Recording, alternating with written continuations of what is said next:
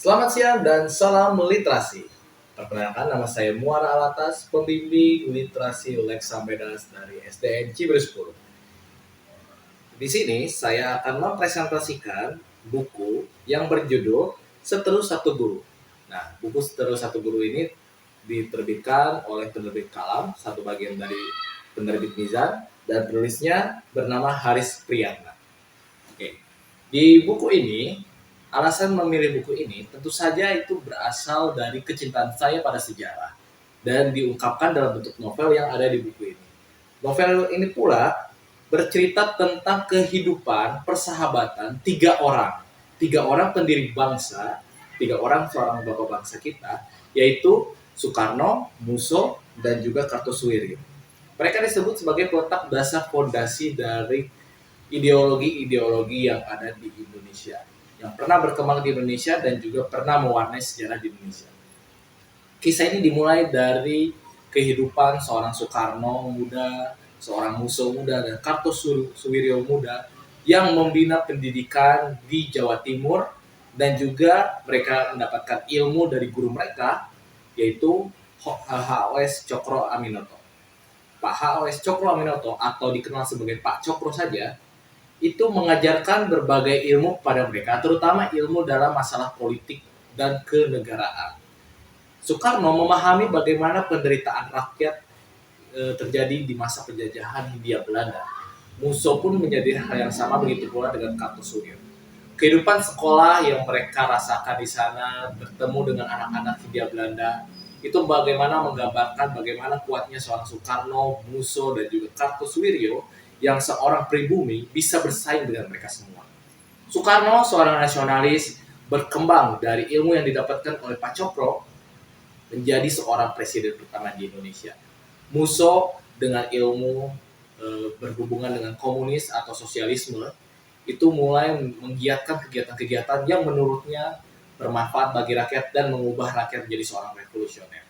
Begitu pula dengan Kartosuwiryo yang berpandangan seorang muslim yang sangat kuat, yang mengatakan bahwa syariat Islam adalah jalan untuk menuju kemasyarakatan Indonesia yang lebih adil daripada sebelumnya. Pada tengah-tengah cerita, tentu mereka yang punya pandangan saling berbeda pun berkonflik satu sama lain. Pemberontakan PKI di Madiun tahun 1948 menjadi puncak bagaimana pertarungan dalam tanda petik antara Soekarno dengan Musso yang akhirnya dimenangkan oleh nasionalis Soekarno. Musso pun wafat, tetapi sang Soekarno yang juga menghormati Musso sebagaimana layaknya abangnya sendiri, agak sedikit menyesali kematian dari Musso. Tetapi apapun yang terjadi, kepentingan rakyatlah yang utama, sehingga kemenangan atas pemberontak menjadi hal yang patut bisa dipertanggungjawabkan.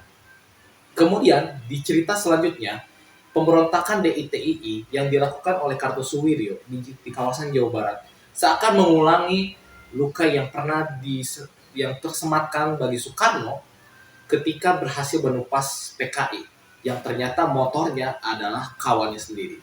Kartosuwiryo pada akhirnya pun bisa dilumpuhkan dan harus menghadapi hukuman mati karena usaha untuk memberontak kepada negara yang berdaulat.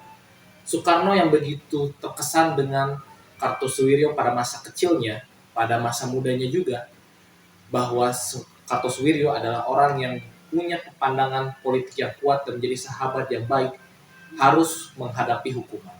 Soekarno berulang kali mencoba untuk menolak hukum yang sudah ditujukan kepada sahabatnya, meskipun pada akhirnya dia harus menyetujui.